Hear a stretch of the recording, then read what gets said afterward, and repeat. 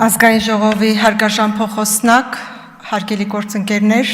հարգարժան Տիկին Դատախազ, ճիշտ ասած, ես չեմ կարող չարձագանքել Արծվիկ Մինասյանին, քանի որ այստեղից ինքը շատ մեծ սուտ հնչեցրեց,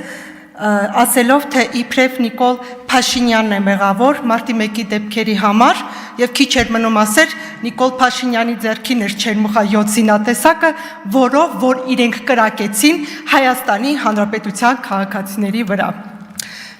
Սիրելի հայրենակիցներ, չեմ կարող չանդրադառնալ ոչ բարով երկրորդ նախագահ դարձած Ռոբերտ Քոչարյանին, ով այս օրերին մի շարք սուտ եւ կեղծիք տարածեց։ Ամենավտանգավորն այն է, որ ասաց, այդ հայերն են մեղավոր, որ Ադրբեջանը 2020 թվականին հարձակվեց Հայաստանի Հանրապետության վրա։ Դուք ինչու եք երրորդ դեմքով խոսում։ Ինչու եք ձեզ զատում հայերից, հայից, ինչ է, հայ չեք։ Սա բառից բուն իմաստով թշնամական վերաբերմունք է պետության նկատմամբ։ Այս մարդը գովաբանում է, որ իր օրոք ամենաուժեղ եւ մարտունակ բանակն է եղել, քիչ էր մնում ասել, որ ինքն է հայոց բանակի հիմնադիրը։ Հպարտանում է, թե 60, 70, 80-ականների զենքերը լավն են։ Տեսեք, ինչ են անում Ուկրաինայում։ Այդ զենքերը ամենահուսալին են, չեն փչանում կամ հեշտ են նորոգվում։ Ես կասեի, որ նետ ու աղեղն էլ չի փչանում եւ հեշտ է նորոգվում։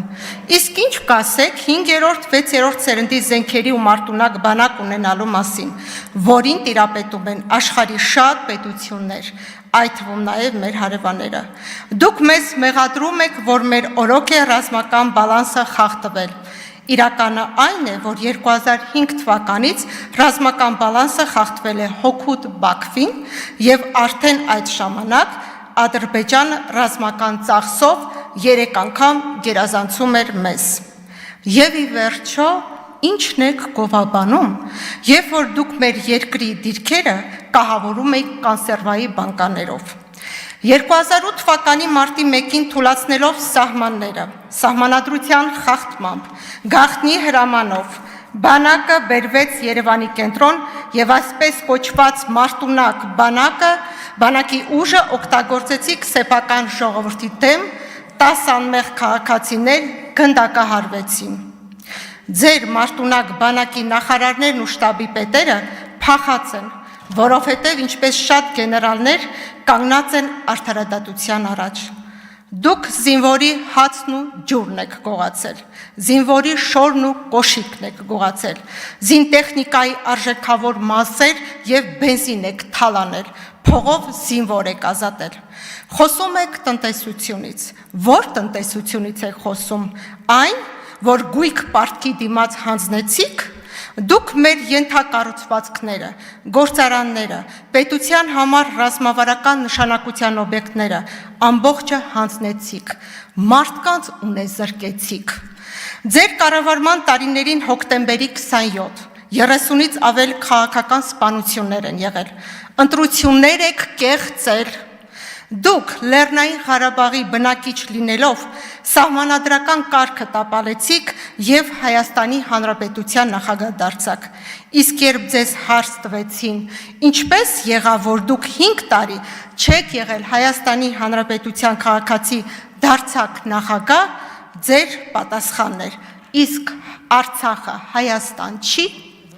Դուք Լեռնային Ղարաբաղից եկաք ծակ կոշիկներով, ոչ մի հարստություն, ունեցվածք չունեիք եւ հանկարծ կայծակնային արագությամբ դարձաք միլիարդեր։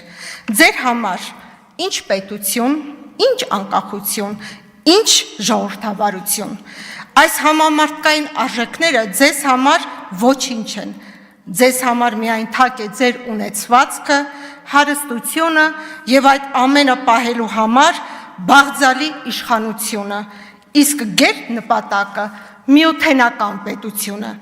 իսկ այդ ամենին հասնելու համար ամեն ինչի ունակ եք, թեկուս եւ մարդկանց այրան գնով, եւ այդ ամենը տեսել ու զգացել է մեր հասարակությունը իր մաշկի վրա, դրա համար էլ ձեզ երբեք չեն ների, չի հաշտվի եւ թույլ չի տա ձեր վերադարձը, ինչ դիմակ էլ որ հագնեք։ Ում էլ ասպարեզ բերեք, մեկ է ձեր վերադարձը չի ստացվի, քանի որ մեր իմաստուն բանիմաց քաղաքացիները ձեզ մերժելու են ընդմիշտ։